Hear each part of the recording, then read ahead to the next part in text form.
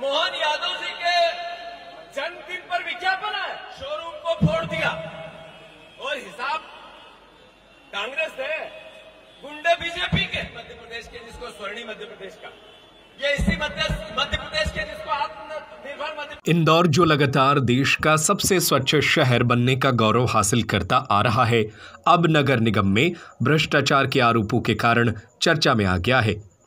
मध्य प्रदेश में कांग्रेस के वरिष्ठ नेता जीतू पटवारी ने इंदौर नगर निगम पर भ्रष्टाचार के गंभीर आरोप लगाए। उन्होंने कहा कि नगर निगम में ऐतिहासिक स्तर पर गड़बड़ियां हो रही हैं, जिससे शहर की जनता परेशान है। आज कांग्रेस कार्यकर्ताओं और नेताओं ने कमिश्नर कार्यालय के बाहर विरोध प्रदर्शन किया और बीजेपी सरकार पर नगर निगम में भ्रष्टाचार को बढ़ावा देने का आरोप लगाया। जीतू पटवारी ने कहा कि जनता के टैक्स का पैसा गलत तरीके से इस्तेमाल किया जा रहा है और बीजेपी से जुड़े चेहरे इस भ्रष्टाचार में लिप्त हैं। उन्होंने नगर निगम के घोटालों की निष्पक्ष जांच कराने की मांग की।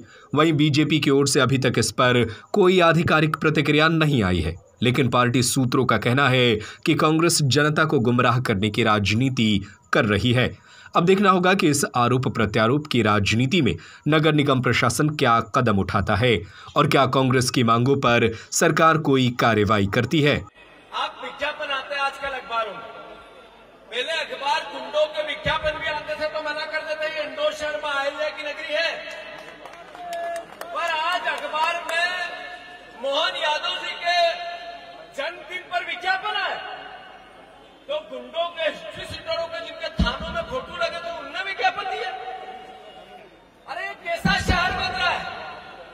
एक विधायक आपने 2 नंबर का चुना, इंदौर की जनता ने चुना, जो जीता वो सिकंदर। एक विधायक 1 नंबर से चुना, वो मंत्री बने प्रदेश के, दोनों के साथ हिस्ट्री सीटर फोटो खिंचवाते। आखिर कैसा इंदौर शहर बन रहा है। सुमित्रा महाजन के शोरूम को फोड़ दिया और हिसाब कांग्रेस है, गुंडे बीजेपी के और हिसाब कांग्रेस के नेताओं से। ये मैं समझता हूं न्याय नहीं हो।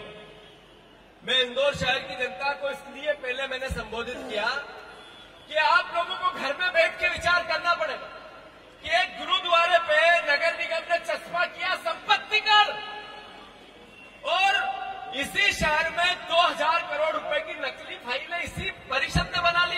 आप ही का खून पसीने का पैसा अपनी जेब में डाल लिया। आखिर आपसे वोट लिए और फिर आपके पैसे कोई लूट लिया। आज 22 लोगों का ब्लास्ट में मौत हो गई।